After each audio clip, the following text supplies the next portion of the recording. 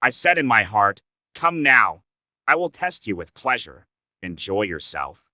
But behold, this also was vanity. I said of laughter, "It is mad," and of pleasure, "What use is it?"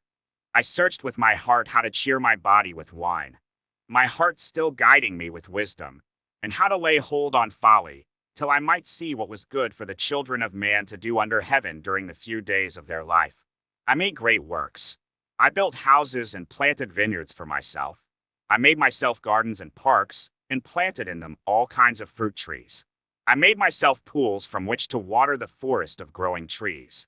I bought male and female slaves, and had slaves who were born in my house.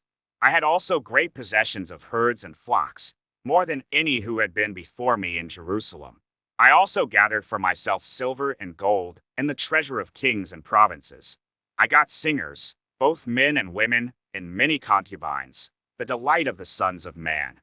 So I became great, and surpassed all who were before me in Jerusalem. Also my wisdom remained with me, and whatever my eyes desired I did not keep from them. I kept my heart from no pleasure, for my heart found pleasure in all my toil, and this was my reward for all my toil. Then I considered all that my hands had done and the toil I had expended in doing it, and behold, all was vanity and a striving after wind, and there was nothing to be gained under the sun. So I turned to consider wisdom and madness and folly. For what can the man do who comes after the king? Only what has already been done.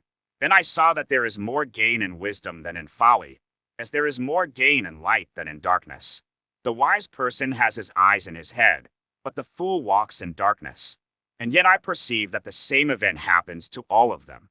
Then I said in my heart, "What happens to the fool will happen to me also. Why then have I been so very wise?" And I said in my heart that this also is vanity. For of the wise as of the fool there is no enduring remembrance, seeing that in the days to come all will have been long forgotten. How the wise dies just like the fool. So I hated life, because what is done under the sun was grievous to me. For all is vanity and a striving after wind. I hated all my toil in which I toil under the sun, seeing that I must leave it to the man who will come after me, and who knows whether he will be wise or a fool. Yet he will be master of all for which I toiled, and used my wisdom under the sun. This also is vanity.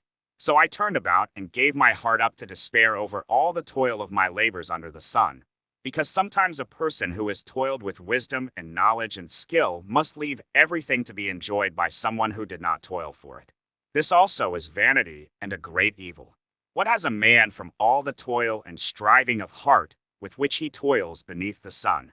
For all his days are full of sorrow, and his work is a vexation. Even in the night his heart does not rest. This also is vanity. There is nothing better for a person than that he should eat and drink and find enjoyment in his toil. This also, I saw, is from the hand of God. For apart from him who can eat or who can have enjoyment? For to the one who pleases him God has given wisdom and knowledge and joy, but to the sinner he has given the business of gathering and collecting, only to give to one who pleases God. This also is vanity and a striving after wind.